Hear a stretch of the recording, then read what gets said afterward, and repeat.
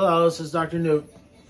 Right now, I'd like to talk to you about an experience I had working on a farm, my grandfather's farm, one summer when I was in college. This was summer of 1986. I worked on my grandfather's farm in Middlebury, Vermont. My mother had grown up there on that farm. I was only there for a few weeks. I worked a few hours a day while I was there, doing a variety of things, ranging from scraping manure out from under the cows into the gutter in the barn. Did that. Dealing with hay in the hay mow, stacking hay in the hay mow. When they were very busy with that was very hard work. Also, let's see.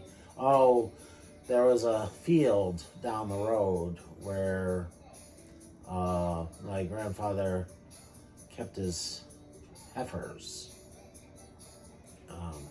and cows that were going to give birth. And no, not the heifers, just the cows that were going to give birth and to calves. And my duty was to go around the perimeter, which was encircled by an electric fence. And my job was to make sure that there were no weeds or anything touching the wire that would drain power off the fence into the ground. So I did that every day. And if I saw a blade of grass or a weed or whatever touching the wire, then I would push it away with my foot or something. I didn't touch it directly, of course, because I didn't want to get a shock. Shock wouldn't have killed me, but it would have hurt. I had a little tester that I could use. I'd touch it to the wire to see if there was electricity in it, so I could tell if there was electricity in it without touching it and getting a shock. Once I found a dead calf. I guess it had been born dead or died shortly after it was born in the field. And I reported back to my grandfather, and he told me just to bury it as deep as I could so that if the field was ever plowed, it wouldn't get plowed up. The land that the farm was on was very good quality land. There was a little stream that ran through it and meandered its way through it. And the land was very flat. It was very good loam and silt soil.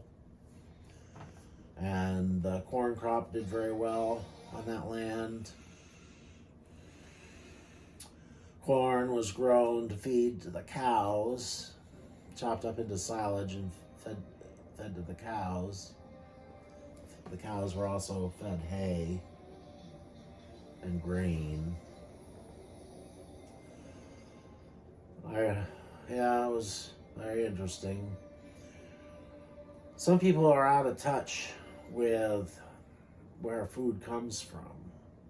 I mean, I saw cows being milked, and I saw the milk in the bulk tank. In fact, once I even went to the bulk tank, I took milk straight out of it and drank it.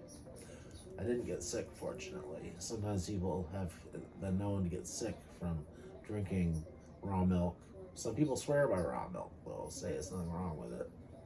But there have been cases of people getting dysentery from drinking raw milk. Because there's bacteria. There can be bacteria in it if it's not pasteurized. But I was okay. Nothing bad happened to me.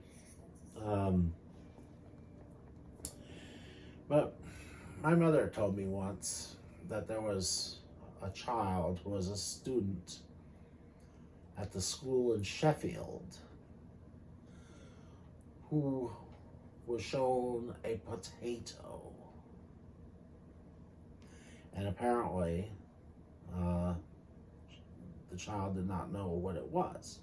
Saw a potato, didn't know what the potato was. Now the kid knew what French fries were, or tater tots, but didn't realize apparently that it came from a potato.